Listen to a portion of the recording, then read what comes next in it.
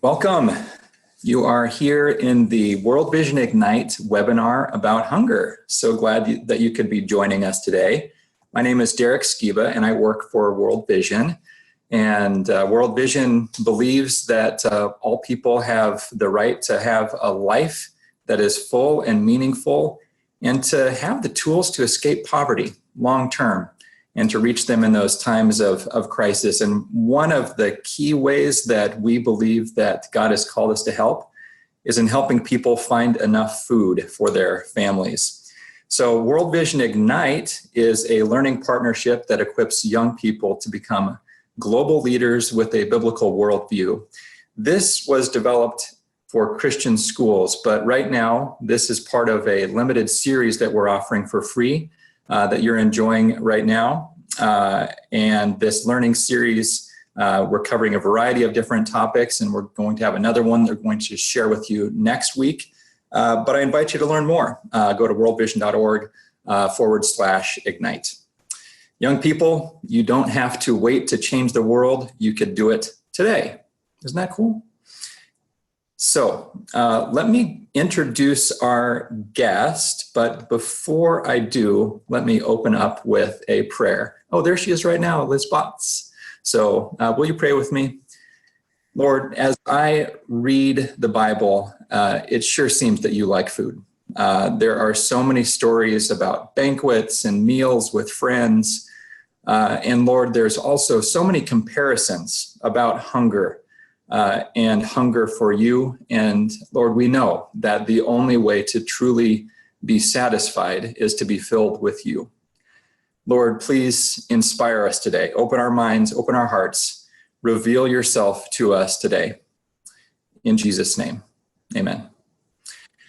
So Liz Botts, this is our honor to have you on as our guest, and this is an interactive webinar, so we want to encourage people who are joining us live right now to go down to the bottom of your screen, and Liz and I are going to look at what you are writing.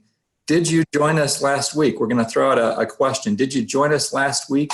Where are you logged in from? And what is one thing that you miss about school? I know there's so many students out there that are actually thinking, I kind of liked that school thing, being in the classroom. There's one person that says, no, Elsa, no. Yeah, when my kids were supposed to be at school normally, I think that they were watching Scooby-Doo on the iPad. So yeah, it's a little different. Okay, joining from San Diego, logged in from San Diego. Nice. And someone, Joshua, logged in from Columbus, Ohio, and from Houston, Texas. So some folks from Seattle. Yeah, life has changed so much for all in the last few weeks, but especially students that have missed out on seeing their friends, their classmates in school, and out on that face-to-face time with teachers. So, Jess joined us last week from Denver. So thanks for joining again, Jess. Look forward to our time together today. So Liz Botts, connect people like you with World Vision. Been with World Vision for about 8 years. And Liz, just to get to know you a bit, let's ask a question about food.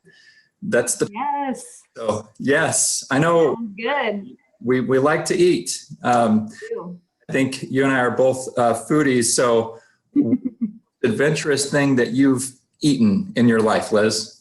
Ooh, that is a fun question. Well, first of all, thanks for having me, Derek, and the whole team. I'm super excited to be with everybody from so many different states. I love seeing this connection from so many different places across the United States. But let's see, the weirdest thing I've ever eaten, of course, had to be with one of my youth group camps that I was at when I was like 13 years old.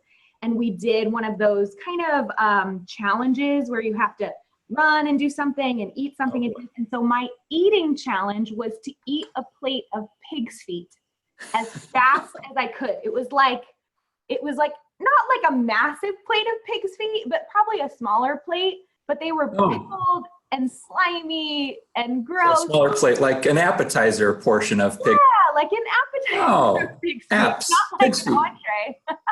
How was it? Oh, it was great. It was terrible. It was disgusting.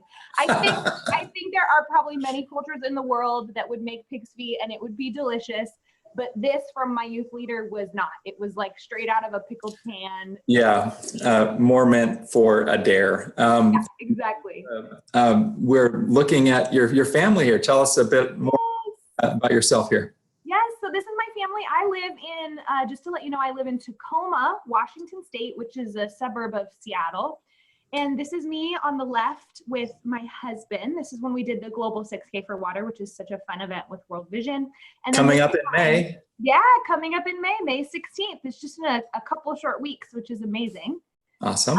And then this is my family on the right-hand side too. So it's my parents, and then I'm the youngest of 4 siblings, and they all have tons of kiddos. So I've got a lot of nieces and nephews in that photo too. So cool. Yeah. Well, we're thrilled to hear more about you. Liz, you've been a part of the 30-hour famine for years. Mm-hmm. We'll mention that a little bit later, but to bring kids into this mindset of, wow, okay, my family sometimes struggles with food, or my family never struggles with food, but really, what does it look like for my local neighbors and my global neighbors? And we're going to be sharing some stuff that, it was enlightening for me to prepare some of our talk today. Just incredible. So take it away. Definitely. Well, first and foremost, like I said, I'm really excited to be with you all. High schoolers just give me so much energy. It's crazy at this time when we're all in our homes and not seeing people, and you're not at school or seeing your friends, and I'm not seeing my family, and it just feels very strange. But there's something so special about being in the place that you all are as you're dreaming about your future. Like, what do you want to do when you grow up? What do you want to contribute to the world? And so young people always give me so much energy. So I'm super excited to be with you all today.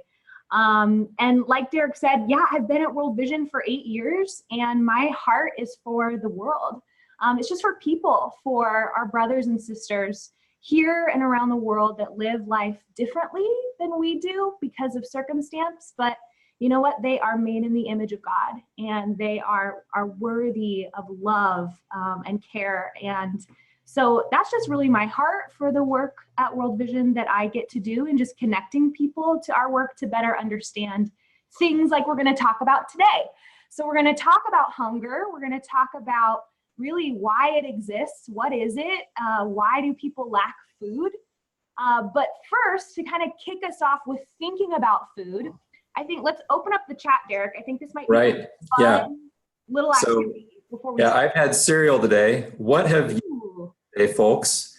What kind of cereal did you have?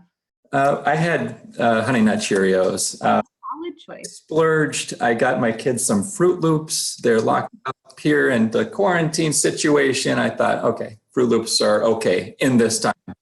Yeah. So yeah, what have you eaten? I've had a bagel. I'm still chomping on my bagel here, actually. All right. And an apple, a bagel and apple, and coffee. But what have you guys eaten? Let's see. Cereal. Yep. I feel like that's a pretty common staple. Almonds, grilled cheese. Almonds. Wow, that's a healthy breakfast. Yeah, maybe, yeah. Oh, Elsa's in Toronto. Okay. Oatmeal with berries, English muffin. Mm-hmm. Cereal, So, banana. One thing that I'm seeing here, Liz, is there's a variety of different foods that we have to choose from. And you and I have had the opportunity to travel into the developing world and in some of these communities that struggle sometimes with hunger. Often it's a meal a day. It's beans, rice, maybe rice and beans and rice. There's a lot of diversity in what you eat. Oh, pumpkin scones. Ooh, pumpkin scones. That sounds really good right now. Yeah, I mean, we're seeing at least 10 different things between everything we've already talked about. Yeah. And that just shows we have so many choices in our lives. Just think about what's in your pantry right now. Think about what's in your fridge. Maybe how many types of food that you even have in the house. And like you said, Derek, when you travel or you read or you learn about places that don't have choices, that maybe their only choices are to grow their own food on their property, or maybe they don't even have that choice. And so we're going to talk about that a little bit more today. Why is that? Why do we have so much access and other people don't? And, you know, I really want to start off first with a story from when I got to travel to Zambia. If you don't know where Zambia is, it's a southern country in Africa, the continent of Africa. It's a wonderful country, amazing people. I love the culture. Zambians are so warm and so welcoming and so vibrant and full of life. But we got to visit a community where I met this amazing woman. This woman on the left side of the screen, you'll see this picture. She's holding her baby. Her name is Cholwe, and she's pictured here right in front of her house, her brick house, with her husband and her 3 children.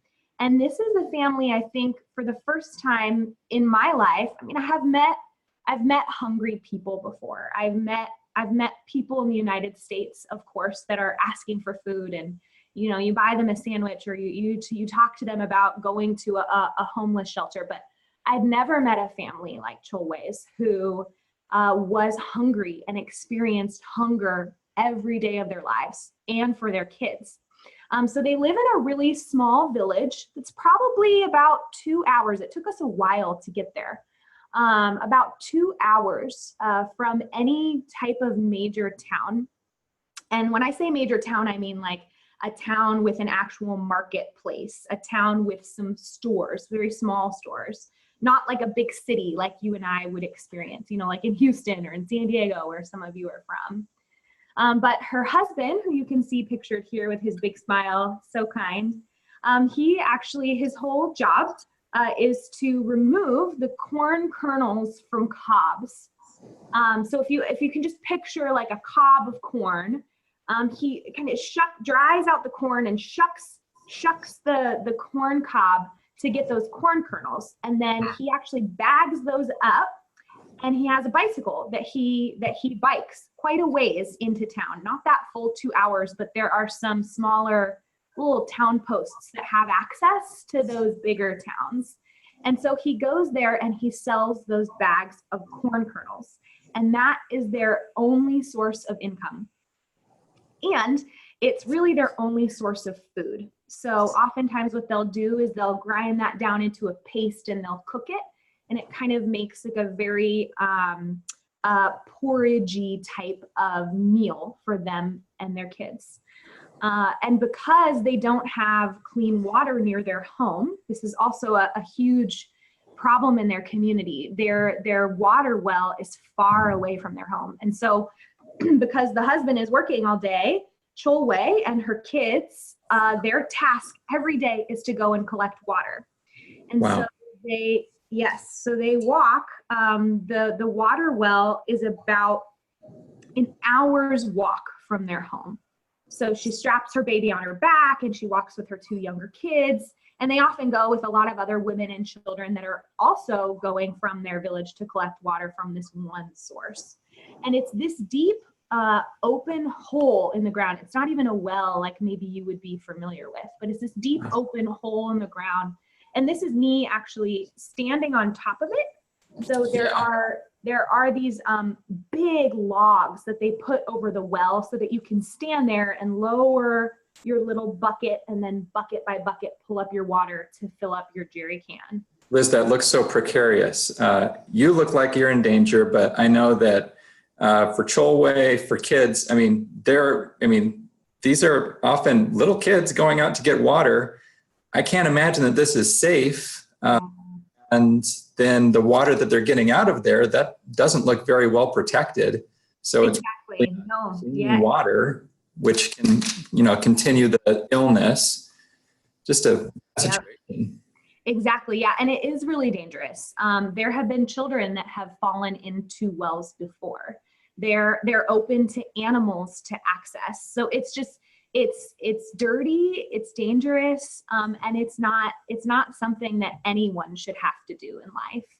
And so what she does every day is she fills up her jerry cans, and her kids even carry what they can. So they fill up their cans, and then they walk them back that hour back to the home. And that's the water that they literally use for everything. They use it for watering their crops that they grow.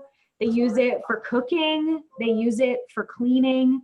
They use it for even drinking. So they boil it to try and get the bacteria out of it to then drink. But that doesn't do the trick. It's still dirty water. So just to keep up with all the demands their family has, they have to do this walk twice a day. So it takes 4 hours in total just to collect water to just keep their house running and their normal life running.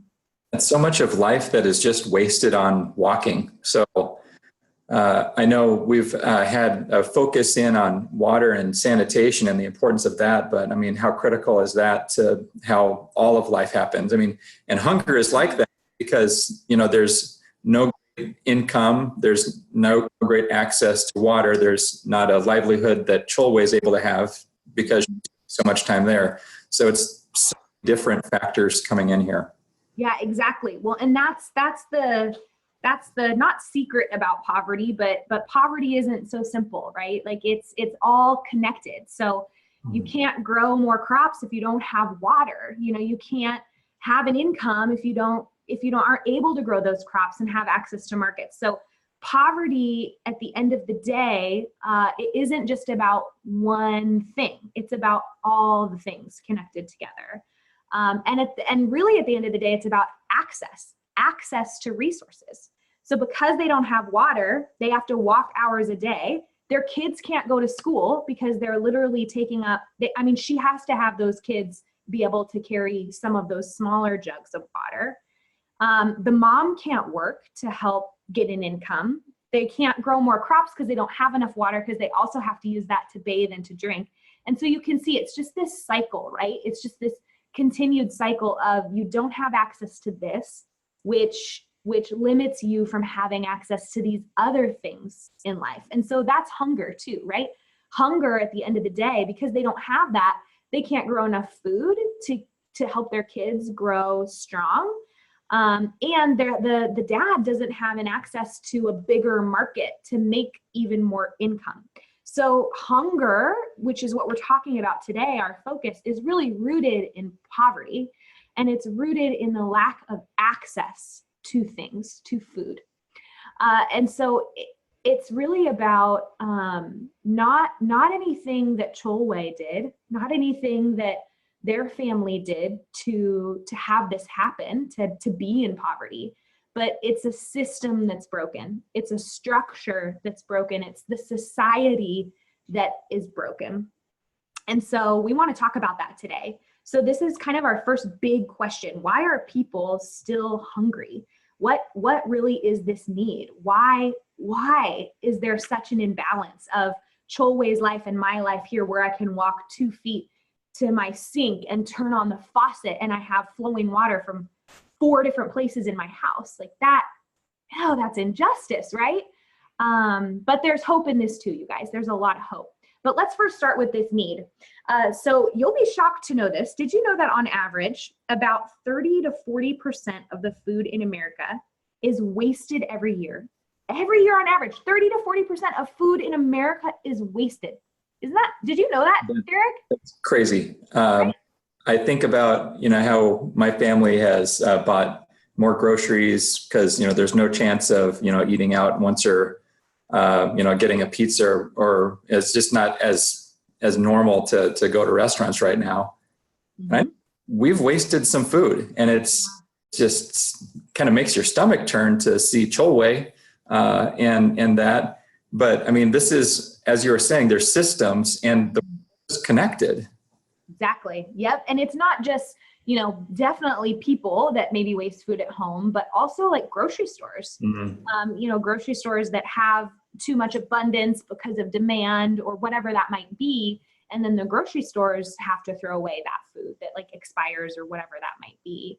And another fascinating thing, is if we recover all of that food that we waste, so 30 to 40% of the food in America, if we could recover that every year, we could feed every human on the planet twice over. Twice over. That's an abundance of food, right? But solving hunger isn't about just redistributing food, right? We can't take that food and like send it to Chilway. That doesn't make sense, right? Because what we've learned and what we are still learning is that it's all about access and availability. So here we have a ton of access and we have a ton of availability. But in places like where Chilway lives, they don't have access. They don't have that availability. And so these factors are determined, this situation is determined by a lot of different factors, right? Where you live, the state of your government, the stability of weather, gender and ethnic discrimination, and the worst of all, conflict. So hunger, malnutrition, and not knowing where your next meal is going to come from is a real need for Chilway, but also for some of our local neighbors too. And we're experiencing that with COVID and how people are really needing access to resource and food. Again, access and accessibility, availability.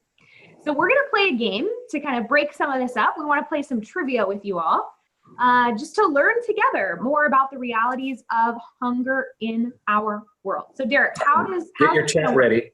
Go down to the chat. Okay, so everybody go down to your chat, get ready to put in some answers. So our first question is, how many people do you think go to bed on an empty stomach every night? How many people do you think go to bed on an empty stomach every night? We have A, 530 million, B, 815 million, and C, 650 million.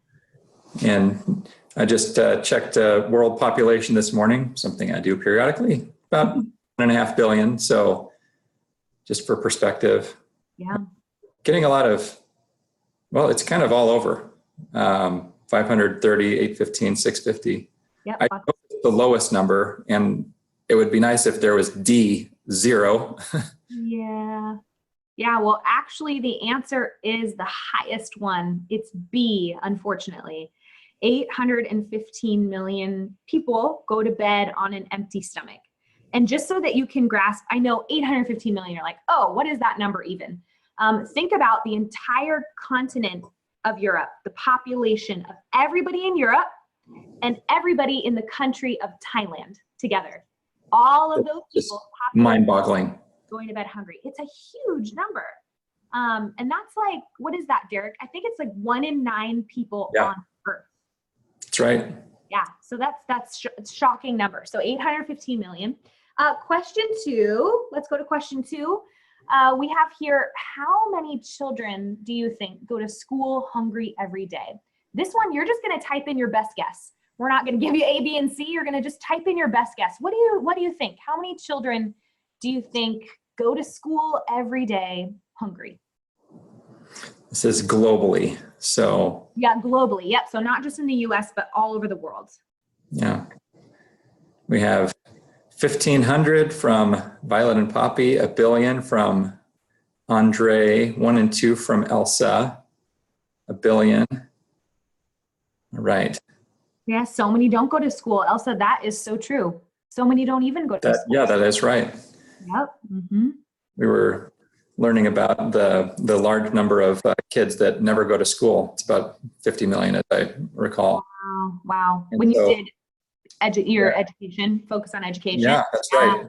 Mm-hmm. So going to school hungry every day. So what's the answer, Liz? The answer is 66 million. 66 million kids go to school every day around the world hungry.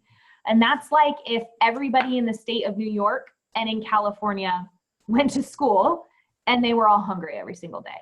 So that's unbelievable. Yeah, 66 million kids. And like, think about if you didn't have food this morning, it might be pretty hard to concentrate. Like, can you imagine showing up to class and not eating? Right. That would be pretty tough. And if you're in Cholway's family and you're a kid and you're in school, you've probably had some bad water, and that's probably giving you parasites, and that also is sapping some of the nutrition from your body. Right. So paired with all the distractions and other stresses of life, you had to walk possibly for miles. Yep. So just a really difficult school experience for millions and millions of kids. Yeah, for sure. Okay, and then our last question is question number 3. How many kids under the age of 5 are malnourished in the developing world? How many do you think? How many kids under 5 are malnourished in the developing world? We have the option of 1 in 6 children, 1 in 10, or 1 in 4. What do you all think? We're getting some of each, but I see more commonly 1 in 4. So a quarter of kids under 5 are malnourished. So, and you know what? That is true. The answer is C. It is 1 in 4. Good job, you guys. You guessed correctly. But also not good job because that's so sad, right? That's a lot of children. That's 25% of kids under 5 are malnourished. Derek, what can you talk about malnourishment really quickly? So malnourishment, this is more than just hunger. This is causing stunted growth, the ability to learn, brain development. Hunger impacts not only our children, but generational impacts that are passed along. A child is malnourished in this critical time of life. Their brain doesn't fully develop. They don't grow up to be as physically large. The first 1,000 days of life from when a mom is pregnant to about the age of 2, we learned from our health expert, Seth, in one of the earlier webinars, the critical importance of the first 1,000 days of life for health. So much of that is linked to malnutrition. And just under half of child deaths have a link into malnutrition. But imagine if you're malnourished, that you are less able to fight off an infection or disease. So this, just access to food, having enough food and the right kind of food, it's critical. Yeah. Well, thanks for playing this trivia game with us, you guys. I know it's difficult. These stats are really hard. They're really big. They're hard to comprehend. But it's important in understanding the scope and the breadth of this thing that we call the hunger crisis. But I just want to encourage you to think about not the millions, yes, the millions, but that each of those represent a person, right? Like Cholwe and her kids and her husband. These are real people experiencing real things. And like I explained, hunger is connected to all parts of society. And it's actually worse in places that are experiencing drought, war, conflict, and other natural disasters. And so hunger is exacerbated, or it's increased in places that are really hard to live, where growing food is your only option. But what if you can't grow food because of drought? You know, what if you had to quickly leave your home because of a war that broke out? You literally don't have access to food because you don't have money, because you're fleeing for your life. You know, or rains don't come, or insects destroy all of your crops. Like, what do you do for your family, right? And so all of this together, like learning about this need, is breaking my heart. I'm sure you're feeling a little bit overwhelmed. That might be true for you. But you know, the good news is I believe that God cares so much about this. God cares so much about vulnerable children and families, and he cares about all of us, all of our hurts and our pains. And I believe that God calls us to dream up a very hopeful future for this world, that there is hope on the other side of these big and scary numbers. And that's what you all get to be a part of. And so we want to talk a little bit today too about, what does God say about the hungry? What does God say about poverty? What does God say about our call as disciples of Jesus to follow him in meeting these needs and helping our brothers and sisters? And so the Bible, if you don't know, it is just this beautiful narrative of God providing for people. And that is fully realized in the person of Jesus, right? Jesus is constantly showing us what it means like to follow God, to be children of God. One of my favorite pastors says this. His name's Pastor Brian Zond. And he says, if we want to know what God is like, look to Jesus. I love this quote. It's so simple, but it's so profound, you guys. Write this down. If you want to know what God is like, look to Jesus, right? So we look to Jesus to know who is God, why is this happening? And Jesus shows us in scripture through his life, through his teachings, what God is like.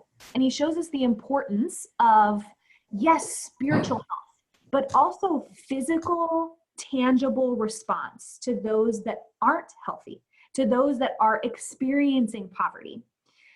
To the hungry among us, to those that need food, to those that need a hand up in life.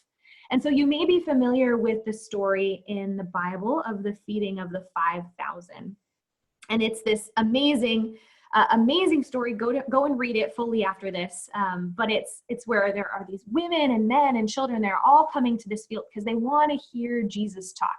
They want to sit with Jesus. They want to hear what he has to say. This Jesus who says, I am the way, I am the truth, I am the life.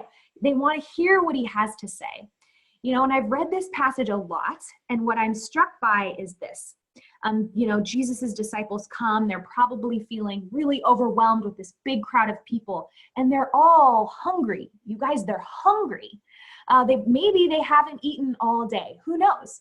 But they're living in a society, in a context where some of these things are true for them. A lot of them are probably experiencing poverty, and they want to know, what does this Jesus have to say that's going to change my life?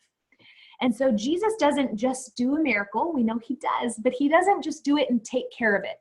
He actually replies to the disciples, and he says, they don't need to go away. You give them something to eat. And the disciples are like, oh, well, how are we going to give them something to eat? And they say, well, we only have these 5 little loaves and these 2 fish. And then what does Jesus say? He says, bring them to me. And Jesus prays over the fish, and he prays over the bread, and he gives that food back to the disciples. And he says, you hand this out, right? You give them something to eat. And miraculously, like Jesus always does, there's an abundance, there's an overflowing abundance, there's enough for all, there's enough for everybody there and more. Overflowing abundance to meet the needs of the hungry people. So yes, he's there to teach them. He's there to show them that he is the way to eternal life, to goodness in God. But he doesn't ignore their physical hunger. He doesn't ignore their pain. He meets it first, which is so beautiful about Jesus. Yeah, Derek? I just love the fact that he got people involved, that he is doing this today. This is the invitation.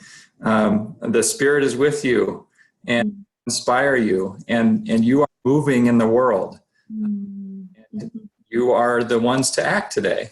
Yes. And it's just this beautiful empowerment, I think, from Jesus, that Jesus gives us the power through the Spirit of God, right? We talk about God and Jesus and the Holy Spirit, and the Spirit will come. And there's another passage in John. He's giving the high priestly prayer is what it's called, if you've ever heard of it. And he talks about that the Spirit will come upon you, and you'll actually do greater works in my name than Jesus did. I can't even fathom that. Like, when I hear 815 million, I think, gosh, could we do greater works? Could we see that number end?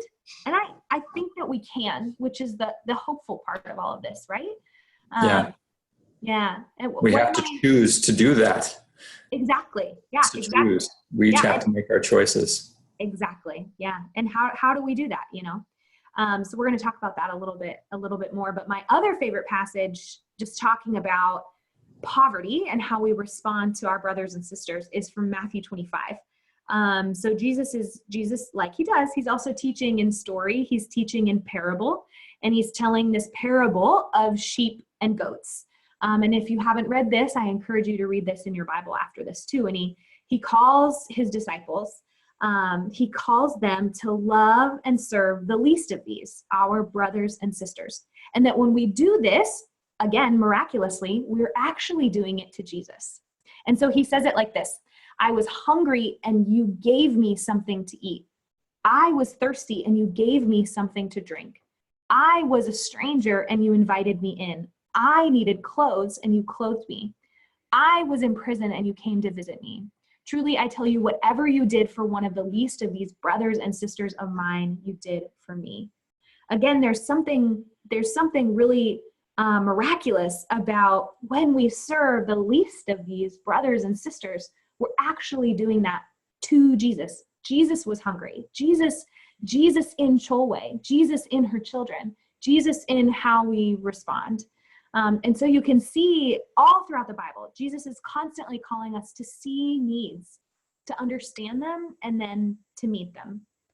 So like I said, this is a lot about provision. So I thought it would be a good activity to just reflect on this just quickly for yourself. Reflect on, maybe there was a time in your life where you felt like these disciples, like overwhelmed, like, Jesus, there's not enough time in my day. There's not enough courage for this project.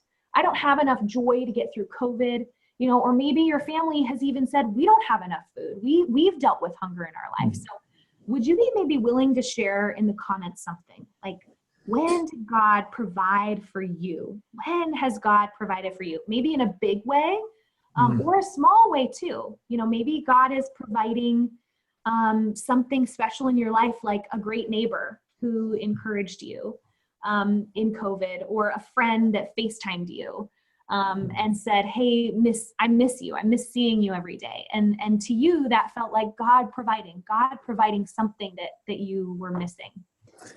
Liz, the thing that comes to mind in my life, when I was first starting out first job out of college, not a lot of money. I came home after a day at work, and my parents had finished helping me move into my house, and they had gone to Costco and filled my pantry with food. That's awesome. I love that. How about you? What comes to mind for you? I think, I don't think I told this at the beginning, but I'm pregnant, you guys. And I'm not pregnant with just one baby. I'm pregnant with 2 babies.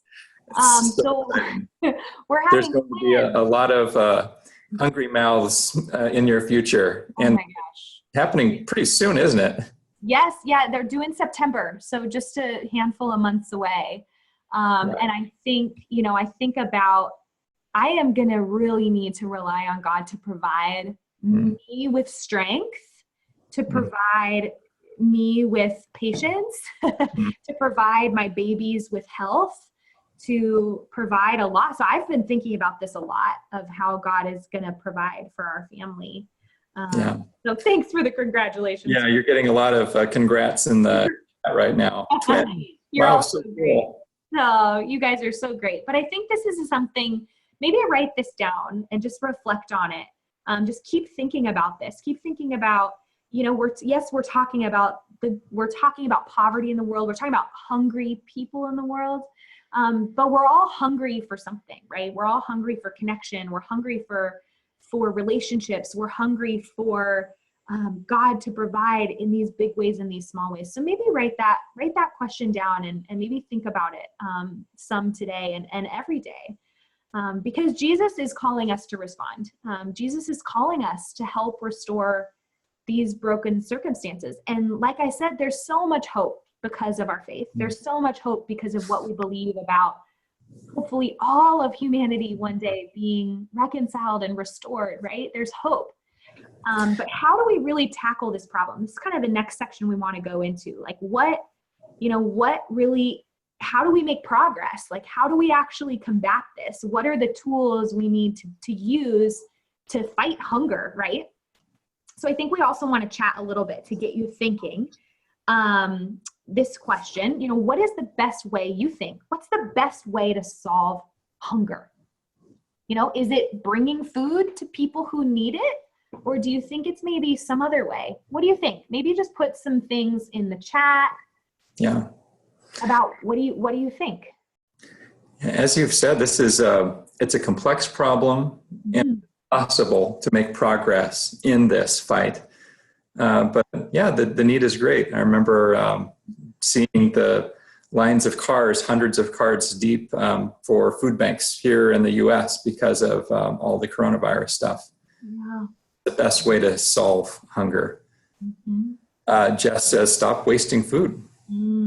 Good one, Jess. Stop Yeah, wasting. trying to look at that, the systems, the network of food supply equity for people in the world. Another person says, I agree. So bringing food to people who need it or some other way. It's kind of both, isn't it, Liz? And kind of depends on the circumstances. So trick question, I suppose, there. So if is in a disaster situation, if they're a refugee, if they're in a crisis, they might need food today. But if they are in the situation to where we can work with people longer term and try to build those capabilities, the capacity to earn better incomes, then it's kind of both. We have some other chat responses here, Liz. Oh yeah, good one. So Joshua is saying, give people the resources to be self-sustaining and the training to be able to possibly even make a regular income. Yes, Joshua, exactly. Yes. Yeah. Erica says, teach people how to safely grow their own food where they live and giving them seeds, materials, and training to make businesses out of that. Yes, Erica, that absolutely is incredible. One of the tools, one of the ways that can help solve hunger. Yeah, great answer, you guys. That's so good. And it's like all of you are right, and all of you are right together, because solving hunger, right? It's not just about one thing. It's about all of those things coming together. Access to water, good healthcare, economic opportunities, ability, like you're talking about, to grow food. And so one of the things I love about working at World Vision, regardless of how long I work at World Vision, I will always support World Vision. I love that we are an international organization, right? And we have lots of years, about 70 years.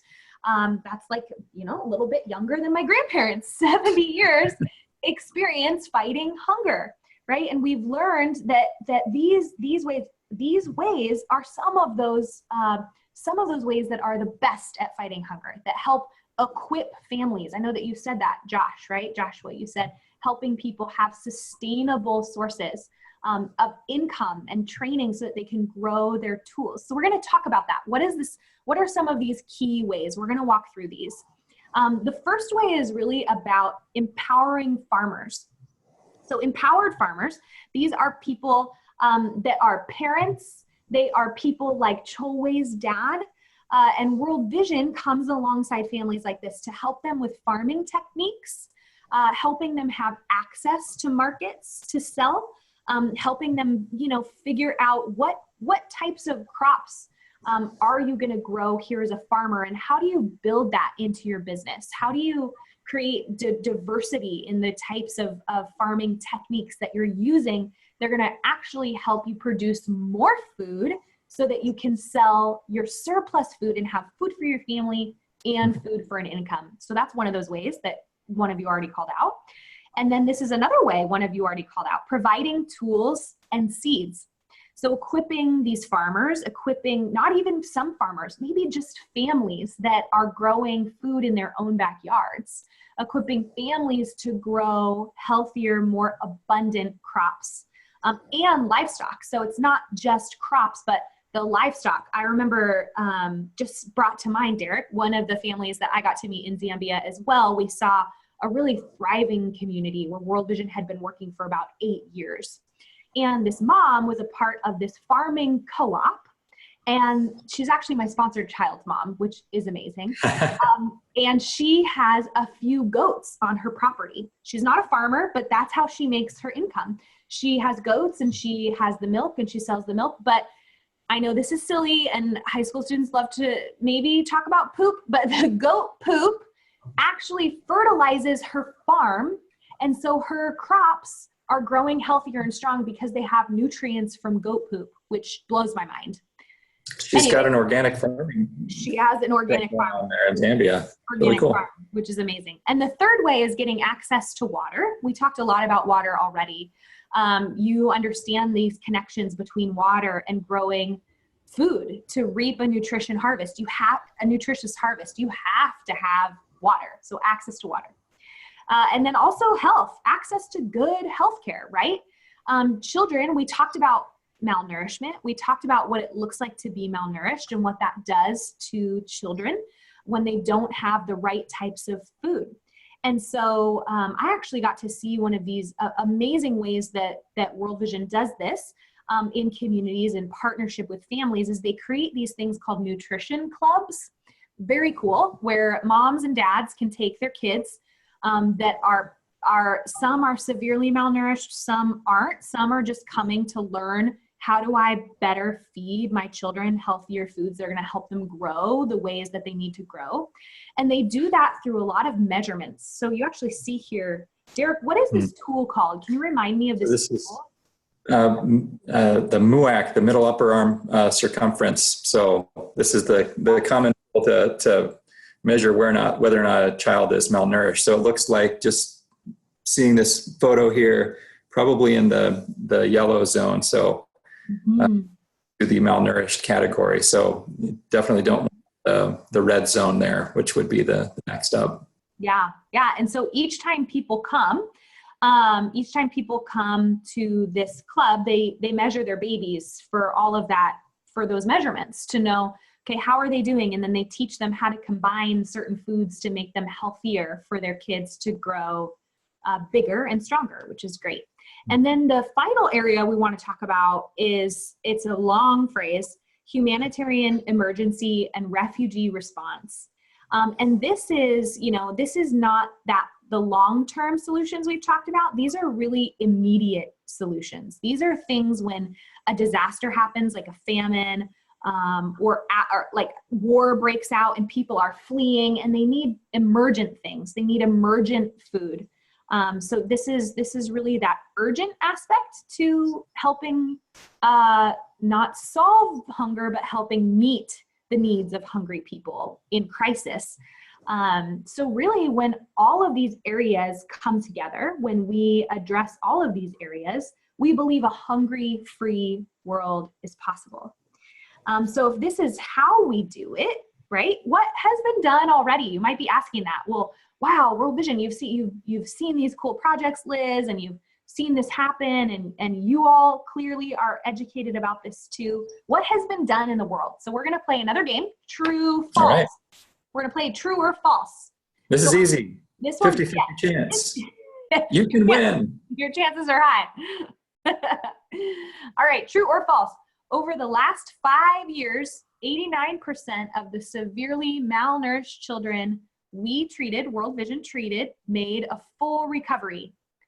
What do you think? Do you think that's true? Saying true. Josh saying true. 100% trues. Eric saying true. Yeah.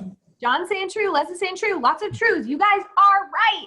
It is true, which is very exciting. 89% of severely malnourished children making a full recovery. That is good news. Awesome, you guys. Okay, the next question. World Vision has supported 5 million people through food projects. What do you think? True or false? World Vision has supported 5 million people through food projects. Seeing lots of true. Mm-hmm. We have trues. So right. Yeah, it's false. There's more. It is false. And I love that it's false because there's actually like over double the number of people that have been supported through food projects, which is amazing. 12 million people just through World Vision alone, right? And that's through the generosity of, right, more. Wow, isn't that amazing? Almost double, or actually more than double, because 5 times 2 is 10. Great, I can do basic math. I know. In coronavirus time, all the parents out there, we're all refreshing our math skills. Yeah, exactly. Kids with the homework. Yeah. But maybe, Derek, talk a little bit more about like global trends. Like what are we seeing? Like 12 million is amazing. 89% of kids, this is amazing. And this is just World Vision's work, right? That's right. I mean, if you look at how the world has gotten better at responding to global hunger, we have made huge progress. So since the time when I was a kid, global hunger has been cut in half, more than half. Wow. There is a lot to be thankful for. It's gone from about 35% to less than 15% of populations across the world in this hungry category. And the percentage of extremely poor people has dropped significantly. And so breastfeeding is so critical in these important moments of life, the early moments of life. So World Vision is teaching breastfeeding as an incredibly valuable way so that kids get all the nutrition that they possibly can at those years of life. So just the impact of breastfeeding saves hundreds of thousands of lives. The trouble is right now within the past few years, but especially with coronavirus, there is a rise in global hunger. So this is a photo that I took just a few months ago in Kenya, in an area. It's one of these health clinics that you were mentioning, Liz. And this is a mom who walked for, since I think she said she got up at about 2 a.m. to come to this clinic to get her kids checked out. And so she had the arm measurements and her kids were in that category.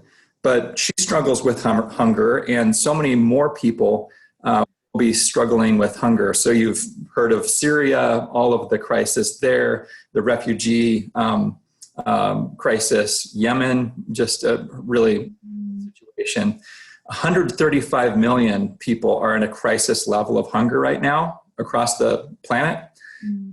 Because of COVID and all of the health and economic fallout from COVID, the WHO is concerned that another 130 million people will be in this critical, like borderline starvation level crisis by the end of this year. 35 million people in this really critical place right now, another 130 million by the end of this year. But if there is a silver lining is that we are not there yet. The world can still respond. That's right. If the supply chains keep working, if we could deliver emergency food, if governments continue to, and individuals continue to fund emergency food and then invest in the humanitarian development that can prevent this in the future. Yes. Might not see this, but the fear is that we could see multiple famines, and famine is not a word that is spoken of lightly. It's a very, very difficult situation that's often a combination of both nature and political crisis. So I've seen this firsthand. I've seen families in the Horn of Africa fleeing for their lives out of a hunger crisis just a few years ago. A dad, just my age, kid, the age of my daughter, that walked. It's from the distance between Seattle and Portland, so nearly 200 miles, just to find some emergency food, and ended up in a refugee camp. Wow. Liz, I don't want to get people down, but just try to state the facts. But there are things that we could do about this. We have some pointers here. Yeah, 100%. Well, and I think that your point about that like there's something really fascinating, especially as a student, to think about trends and global trends and how things change over time, right? Like we've cut the number in half since the 1970s, which is incredible. But these new things that are popping up, wars and conflict and COVID and different viruses that are impacting families, right? It changes how we can respond and how we can get others excited about responding because we can change it. Like you said, Derek, so there's a lot of hope in that, even though it's tough stats or tough stories. And so we want to hear from you, other ideas. What do you think are some other ideas that you can do to help end hunger? Before we dive into these, maybe just put that in the chat. What are a couple of ideas? I already heard one of you, I think Elsa, did you say, I think it was Elsa who said, don't waste food. That's a great idea. What are some other ideas you have about creating this hungry-free world that maybe you've learned from today or you want to share? So go ahead and just type in the chat another couple things. Great. And we're actually going to start with the one that Elsa said. So let's go to at home. We don't want to waste food, right? So don't waste food. That's super simple.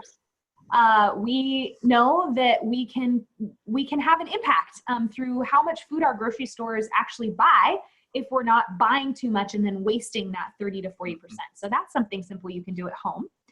One of the things you can do at church that we're going to talk about really quickly right here, you can see this photo. Have any of you ever heard of the 30-hour famine? It's a program Derek has. I have. I did it as a high school student, actually.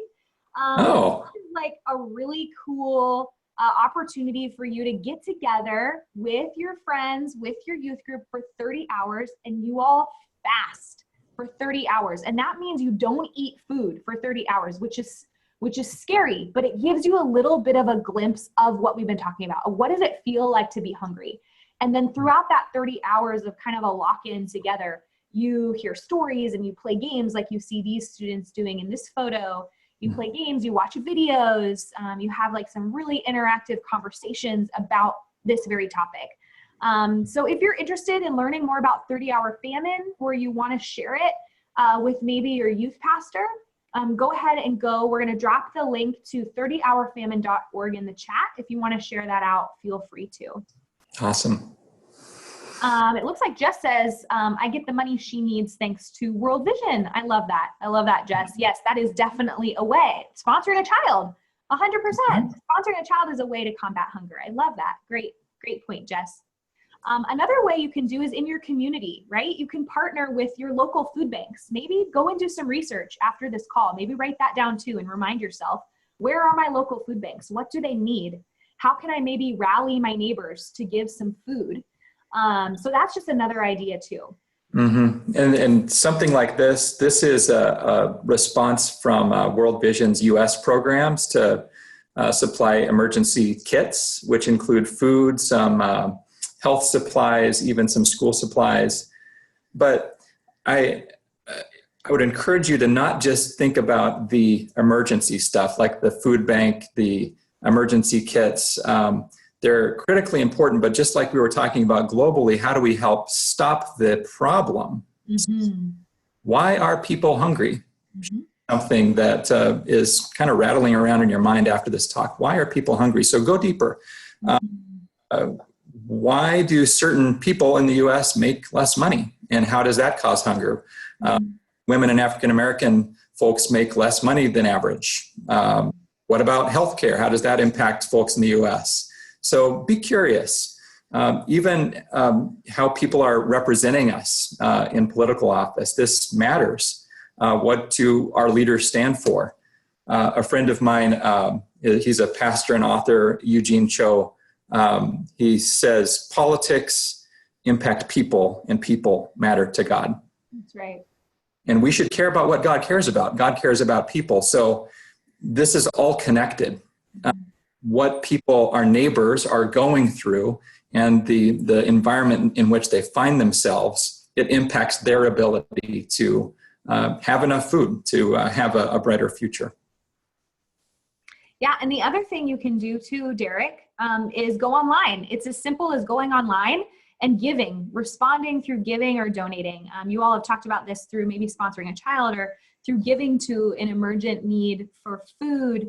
We can't all physically go and be in places like Zambia helping families like Chilwe, but you can give. You can give of your time locally, and you can give of your resource. So I think we want to kind of transition into some questions. I'm not sure how much, I don't think we have a ton of time left, but Derek, I'll just kind of hand it back over to you. Yeah. Do you have any questions for Liz, our expert on hunger for the day? Mm-hmm.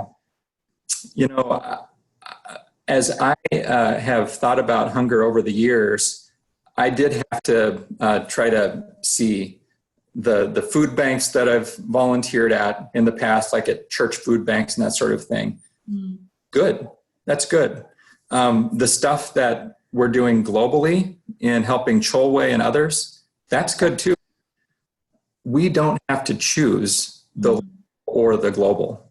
We don't necessarily have to choose the emergency or the development. Right. We big God.